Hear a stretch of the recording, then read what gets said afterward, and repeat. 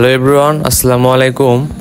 আজকে আমাদের গন্তব্য প্রায় 400 বছর পূর্বে মুঘল শাসন আমলে নির্মিত লালবাগ কেল্লা, যেটা বর্তমানে পুরান ঢাকায় অবস্থিত। লালবাগ কেল্লার বিভিন্ন ইতিহাস, ঐতিহ্য এবং সাংস্কৃতিক গুরুত্ব নিয়ে আজকে কথা বলবো। চলুন ভিডিওটি শুরু করা যাক।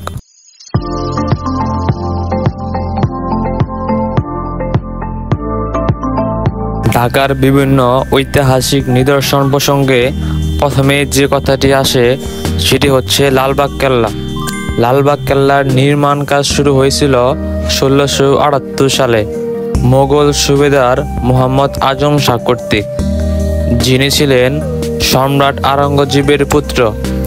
পরবর্তীতে তিনিও সম্রাট পদপ্রাপ্ত হয়েছিলেন। তার উত্তরসূরি মোগল সুবেদার শায়েস্তা খাঁ 1680 সালে নির্মাণ কাজ শুরু করেন, কিন্তু তিনিও পরবর্তীতে নির্মাণ কাজ শেষ করতে পারেননি।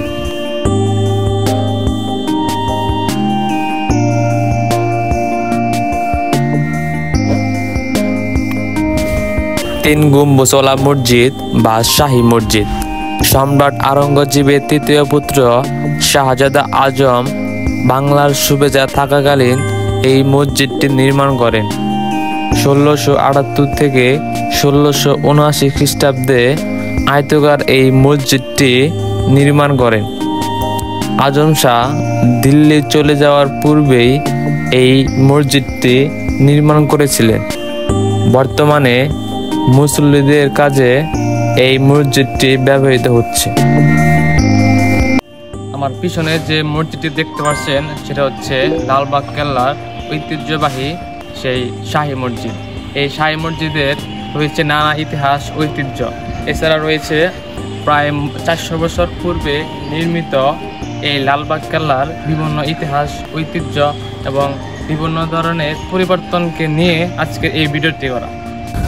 লালবাগ কেল্লার 3টি প্রধান স্থাপনার মধ্যে অন্যতম হচ্ছে পরিবেবীর সমাধি। এখানে পরিবেবীর সমাধি রয়েছেন। শায়েস্তা খাঁ তার কন্যার স্মরণে এই মনোমুগ্ধকর মাজারটি নির্মাণ করেন। মোগল সম্রাট আওরঙ্গজেবের তৃতীয় পুত্র শাহজাদা আজমের সাথে 1668 সালের 3 মে পরিবেবীর বিয়ে হয়।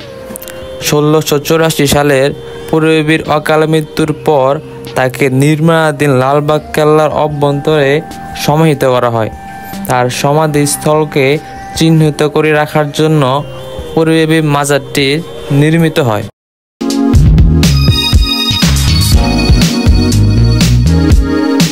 লালবাগ কেল্লার টিকিটের মূল্য মাত্র 30 টাকা, তবে মাধ্যমিক ও উচ্চ মাধ্যমিক অধ্যয়নরত শিক্ষার্থীদের জন্য মাত্র 10 টাকা। রবিবার হচ্ছে সাপ্তাহিক ছুটির দিন।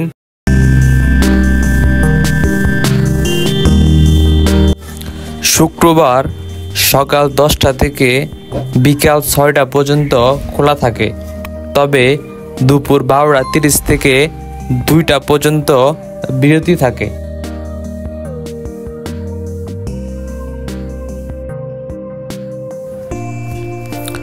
সপ্তাহে বাকি দিনগুলো সকাল 10টা থেকে 6টা পর্যন্ত লালবাগ কেল্লা খোলা থাকে, তবে দুপুর 1টা থেকে 1:30 পর্যন্ত বিরতি থাকে। লালবাগ কেল্লার অভ্যন্তরে বেশ কয়েকটি ফোয়ারা দেখা যায়। সেটি বিশেষ কোনো দিনে দেখা মিলবে, যেমন ঈদের দিন।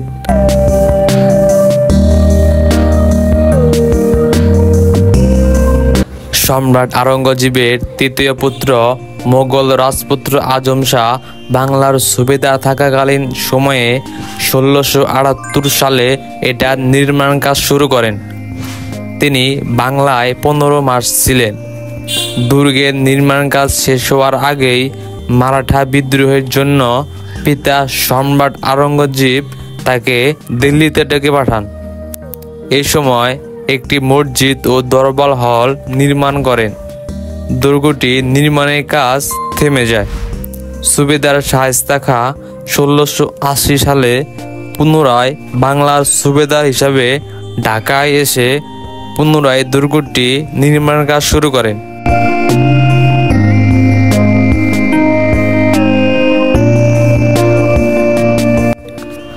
সম্রাট আওরঙ্গজেবের তৃতীয় পুত্র মোগল রাজপুত্র আজম শাহ বাংলার সুবেদার থাকাকালীন সময়ে 1678 সালে এটা নির্মাণ কাজ শুরু করেন। তিনি বাংলায় 15 মাস ছিলেন। দুর্গের নির্মাণ কাজ শেষ হওয়ার আগেই মারাঠা বিদ্রোহের জন্য পিতা সম্রাট আওরঙ্গজেব তাকে দিল্লিতে ডেকে পাঠান। এই সময় একটি মসজিদ ও দরবার হল নির্মাণ করেন। দুর্গটি নির্মাণের কাজ থেমে যায়। সুবেদার শায়েস্তা খাঁ 1680 সালে পুনরায় বাংলার সুবেদার হিসাবে ঢাকায় এসে পুনরায় দুর্গটি নির্মাণ কাজ শুরু করেন।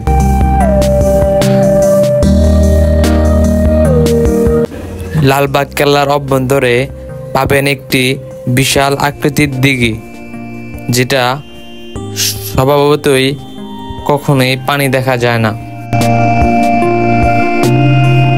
ভিডিওটি ভালো লাগলে অবশ্যই like, comment, share and subscribe করবে।